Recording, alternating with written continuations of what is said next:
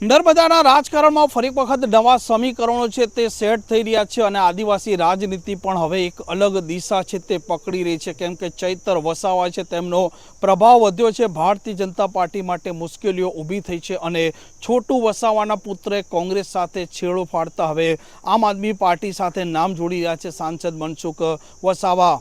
વૈષ્ણવજન તો તેને કહીએ જે પીડ પરાઈ જાનાને રે। નમસ્કાર, આપ જોઈ રહ્યા છો નવજીવન ન્યૂઝ અને હું છું આપની સાથે તોફિક ગાચી। નર્મદા જિલ્લામાં જે પ્રકારનું અત્યારનું રાજકારણ છે ને ખાસ કરીને આદિવાસી રાજનીતિ છે તે અત્યારે અલગ દિશા છે તે પકડી રહી છે। સાંસદ મનસુખ વસાવા ભારતીય જનતા પાર્ટીના દિગ્ગજ નેતા છે અને તેમણે આગામી દિવસોમાં લોકસભા નહીં લડવાની જાહેરાત કરી છે, પરંતુ જે પ્રકારે નર્મદામાં સ્થાનિક સ્વરાજની ચૂંટણીના પરિણામો આવ્યા અને આ પરિણામોમાં આમ આદમી પાર્ટી છે તેનો જ્વલંત વિજય થાય છે। જિલ્લા પંચાયત પણ કબજે કરે છે, 4 જેટલી તાલુકા પંચાયત કબજે કરે છે અને ત્યાર પછી સાંસદ મનસુખ વસાવા ગંભીર આરોપ તેમની પાર્ટીના નેતાઓ સામે લગાવતા કહે છે કે એસી ચેમ્બર તેમણે છોડ્યા નહીં અને ચૈતર વસાવાનું કોઈ પણ પ્રકારનું કાઉન્ટર ન કર્યું, તેના પરિણામે આજે નર્મદામાં ભારતીય જનતા પાર્ટી છે તેમણે મહત્વની સત્તા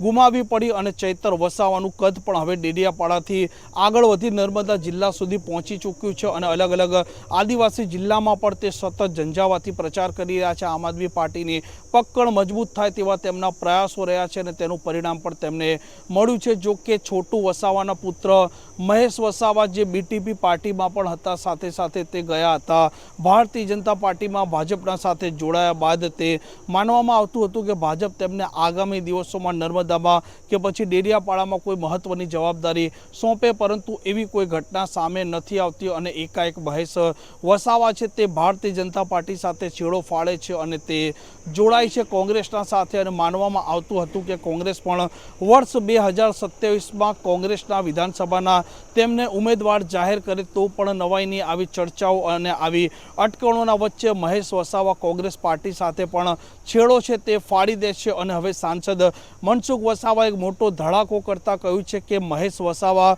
આવનારા દિવસોમાં છે તે આમ આદમી પાર્ટી સાથે જોડાય તો પણ નવાઈ નહીં, કેમ કે તે ચૈતર વસાવા છે તેમના સંપર્કમાં છે। છોટુ વસાવાના તે પુત્ર છે, આદિવાસી સમાજથી છે અને તે મનસુખ વસાવા ત્યાં સુધી તેમને કહે છે કે મહેશ વસાવા કોઈ એક પાર્ટીમાં સ્થાયી નથી રહેતા। ભાજપમાં પણ તે જોડાયા હતા, પરંતુ ભારતીય જનતા પાર્ટીમાં પણ તે લાંબો સમય રહ્યા નથી। હવે સાંસદ મનસુખ વસાવાનું કહેવું છે કે તે આમ આદમી પાર્ટીમાં જશે અને જો તે આમ આદમી પાર્ટીમાં જોડાય તો બની શકે કે નર્મદામાં કોઈ પણ વિધાનસભા સીટ પર આમ આદમી પાર્ટી તેમને ઉમેદવાર તરીકે જાહેર કરે। આ એક શક્યતા અત્યારે કેવળ જોવામાં આવી રહી છે। જો કે મહેશ વસાવાએ આ મામલે હજી સુધી કોઈ પણ પ્રકારનું નિવેદન આપ્યું નથી। જો કે ચૈતર વસાવા અને મહેશ વસાવા એકબીજાના કટ્ટર હરીફ છે તે પણ માનવામાં આવે છે અને મહેશ વસાવાના પાસે જ તૈયાર થયેલા છે ચૈતર વસાવા। હવે જોઈએ મનસુખ વસાવાના આ નિવેદન બાદ કેવા પ્રકારના રાજકીય સમીકરણો નર્મદામાં સેટ થાય છે। આ પ્રકારના સમાચાર માટે નવજીવન ન્યૂઝ ચેનલ સાથે જોડાયેલા રહો। નમસ્કાર।